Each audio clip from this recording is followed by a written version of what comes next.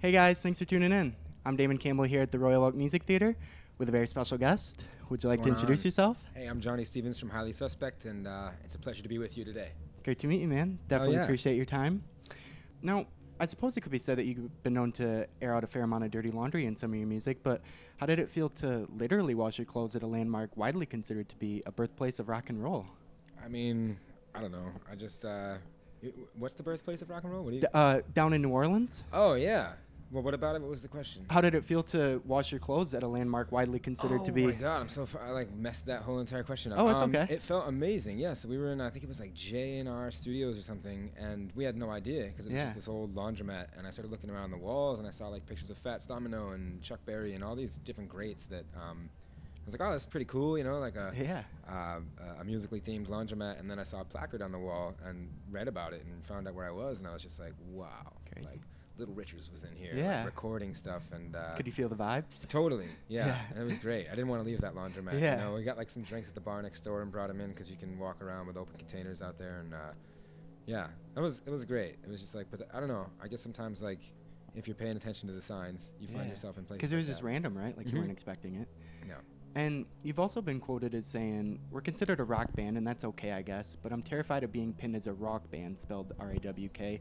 There is a difference. The difference is playing Glastonbury or the Iowa State Fair. Can you elaborate? I love that you just rattled off my quote like word for word. Yeah, that's actually somewhat psychotic, Damon, that you can remember that. No, just, you know, there's like the, and it's just like this type of rock that I'm not into. I've never, you know, I'm not going to like name names, but. No, yeah, that's fair.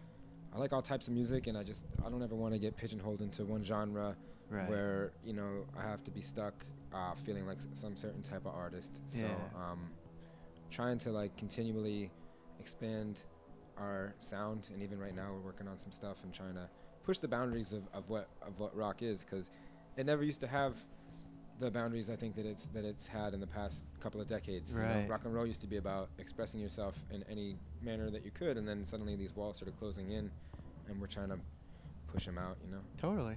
And speaking of Iowa, I understand you have Chevelle to thank for, at the time at least, reuniting you with your brother Elijah in Iowa? That's right, yeah. This is so weird. You're like the next Nardwuar, dude. This is crazy.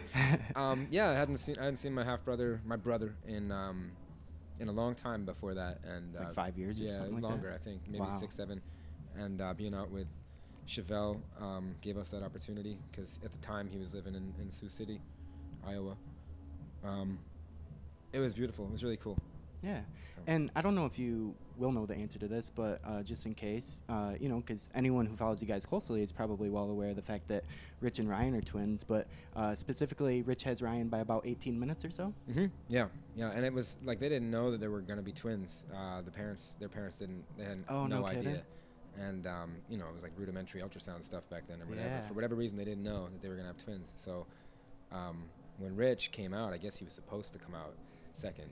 Oh, really? But he like climbed down Ryan's back, like actually like fucked up his ear like a little bit or something really? like that. And Rich kind of squished his nose on the way out, and then they realized that there was still another baby in That's there. crazy. And Ryan came out like 18 minutes later. So from your perspective, do you think that the separation creates any sort of big brother little brother dynamic, or do you consider them to be very much on a level playing field? I guess I kind of do notice that. I feel like you know, Rich kind of feels like my big brother sometimes too. He just kind of has that like natural big brother attitude about him, and you know, not that Ryan's like not mature or anything, but Ryan, you immature son of a bitch. But Rich kind of does have that older brother quality about him. Yeah. You know. Despite them being brothers, however, Ryan still had to audition for the band. Yeah. Even in the same music room that he had previously helped you guys build. Mm-hmm. Do you think it like maybe let him know that, you know, like you're not owed anything, you're not guaranteed anything? Absolutely. I mean, you know, at the end of the day, we hadn't played together in years, and Rich and I had, you know, been working on developing this band, you know, and so it, you know, when we needed a new drummer, we weren't just gonna, you know, use nepotism, like, oh, we know Ryan can drum. We hadn't played with him in a while, so it's like, you know, only fair, I think, to the other drummers that are auditioning and to our band in general that he auditioned. But obviously, he killed it. Yeah. Fucking smoked it, and everybody, we were like, but yeah, I think he earned it's, it. Yeah. Do you know what ended up happening with Rich's Heart Pine Design Company? Yeah, I mean, we got more popular. Oh, you were involved with it as well? No, but I'm just saying that like the band got more popular. Oh, so Heart Pine Design is just kind of like taking a, you know, we don't have time. He doesn't have time to be working on Heart Pine Design right now. Yeah. Because we're constantly going. So. Because they also had like Meyer Home Improvement or whatever. Yep. Is that who you guys? Meyer Home Improvement was Rich's cousin, and he was our original drummer. Oh, okay. So that was a company that he started, and Rich and I have been doing construction together forever. But then his cousin started a company, and we went to work with him. And then Rich started doing Heart Pine Design, which is more like tables and fine furniture and stuff like that. Just things that we would do in Brooklyn to just kind of like make extra money, or make any money at all. Yeah. So You guys built houses as well? Mm-hmm. Yeah. Frame to finish, residential, commercial. It was like the thing, Yeah. construction life. And you seem, very big on the idea of building people up rather than tearing them down, and tend to be pretty outspoken against racism, homophobia, things of that nature, which I personally commend you for, especially since it's often at the expense of a broader fan base, unfortunately. But why do you feel it's so important to speak out about those issues? There's not enough love, there's not. And I have a lot of, let's say I'm like a straight white man, that lives in America. Yeah. I was like given a pretty good opportunity, I feel like. And I don't know, call me empathetic, or it's not guilt, but I have a lot of friends that weren't given the same chances and opportunities. And the more I've traveled the world and the more I've seen, the more I just feel like there needs to be people in my position that are willing to speak out. You know what I mean? And there's not enough white men doing their job, so correctly at least, I don't think. Yeah. So, yeah. And on the subject of homophobia, you of course have a line in Viper Strike, for example, that says, "Oh, you're homophobic. Wow, what a bitch. I almost want to blow your mind and just go suck a dick." And have also said, perhaps a bit more eloquently, that love is love, and if you're lucky enough to have it, who the fuck gets to judge you? That's something my father told me when I was no young. kidding. Yeah. Do you have any thoughts as to where the disconnect is for those who don't seem to be as open-minded or accepting? Yeah, definitely. I think it's your social setting, how you're brought up, where you're brought up, these types of things. I think it's maybe easier for me to feel this way because I was brought up in a house with love, but also just like regionally. I mean, if you think about like everyone always says like, oh, these Hollywood people and these coastal people and New York people are so out of touch, but there just seems to be more of an openness there. And I think that in certain parts of the country, in certain parts of the world, and in certain cultures, there's definitely just a structure set up around them. Yeah. Like let's say a kid is 9 years old and his best friend is like black, but he doesn't understand why it's not cool, or why his family is not cool with it or something like that. It's because there's pressures, the dad or the brother or the mother or the sister or whatever is, already gone through a generation that's, maybe not have the same, maybe they don't get to be around black people or gay people as often as you do when you live in a place like New York, or if you live in a place like Boston or any of that. So I think that what people don't know, or what they're not aware of, if they're ignorant of it, then it can be frightening to them and therefore considered bad, or whatever. That would be my explanation for it. Totally. Just like ignorance. Yeah. Being as you mentioned that you are into the opposite sex, however, personally, I forgot to bring it over here, but I have here an issue of Playboy with what I understand to be perhaps a somewhat familiar face on the cover. Absolutely. Yeah, that's a good friend of mine. How do you know that? Like she was your bartender one night or something like that? No. Was she? Yeah, actually, maybe that's true. I think maybe she After was. like a show at the Wilton or Absolutely. something like wow, that? I forgot that's how we met. Yeah. I was thinking it was through Instagram, but yeah, we met at a bar in Los Angeles. That's and crazy. She became like a really good friend of mine, and we'll leave it there. Yeah, totally. Fair enough.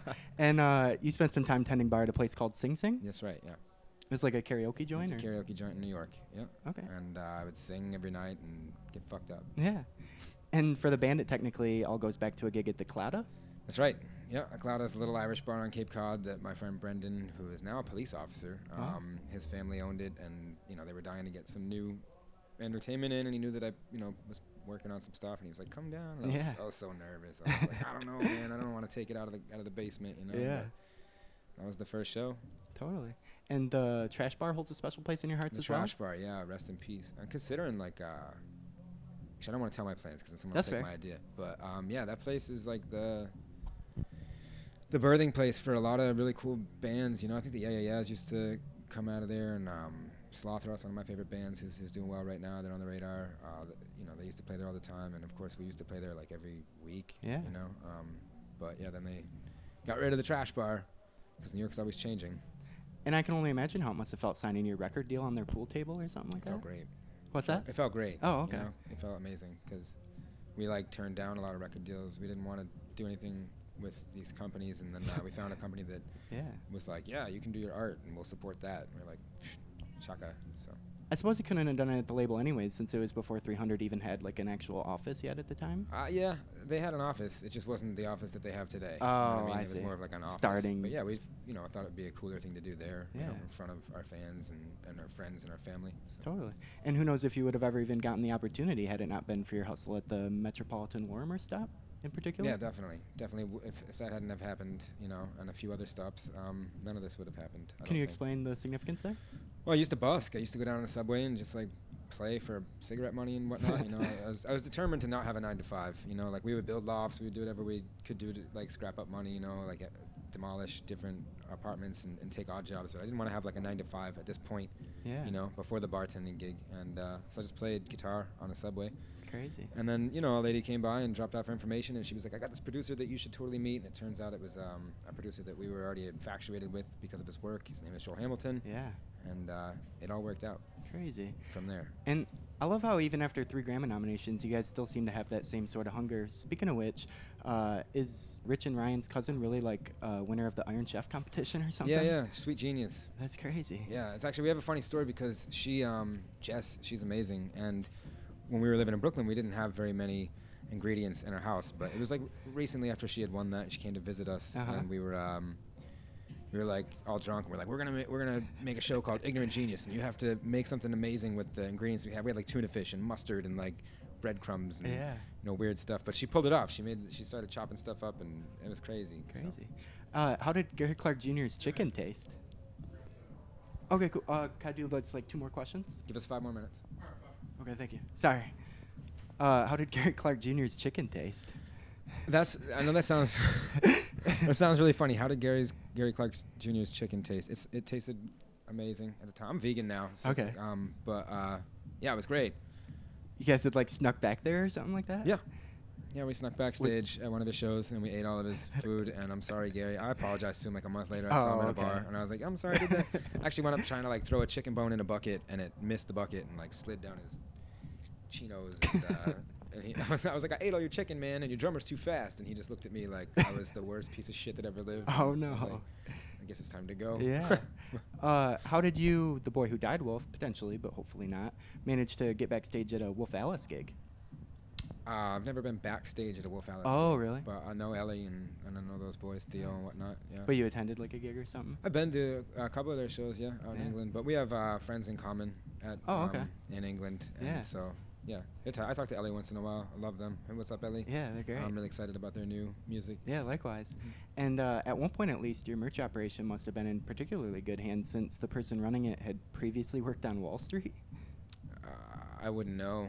I don't know. I let Kylie do everything merch-wise. Had Madge previously ran it? Oh, Madge. Yeah. Yeah, I guess. Yeah, that's a weird way to put things. Didn't she like quit her job on Wall Street? She wasn't like. Yeah, she did. She quit her job on Wall Street. Yeah. Wow, that's so far back. Right? You're pulling out shit that I don't even like. Sorry, Madge. I forgot she ever worked on Wall Street. You know what I mean? Yeah. She was just like never like that way to us. Totally. So. Have you guys kept in contact at all with Shango X or Roots Down Below? Yeah. Yeah. We talk to Michael Gabriel of Shango X all the time. What up, Michael? Probably see him pretty soon on Cape Cod. And Roots Down Below, just saw Dan not too long ago. Brandon, we still talk once in a while. There were like some early inspirations there on the Cape for you guys? Yeah, big time. They were like everything. We were watching these kids and people just doing what we wanted to do and doing it well, and learned a lot from them. Totally. Is there anything else you'd like people to know about Highly Suspect? I think that you know more about anyone than Highly Suspect, but well, hopefully they do now as well. Yeah, definitely. No, I guess stay tuned. We have a lot of really cool shit that we're working on right now, and a lot of project ideas that go beyond music. Awesome. I don't want to discuss them right now. Yeah, because that's fair. They got to be launched correctly, but it should be a pretty interesting year as things unfold. Awesome. What we're planning to do. So. Well, thank you so much for your time, man. It was Hell great chatting Damon. with you. Pleasure, man. Best wishes with everything coming your way. Any final thoughts at all before we say goodbye? MCID, spread love.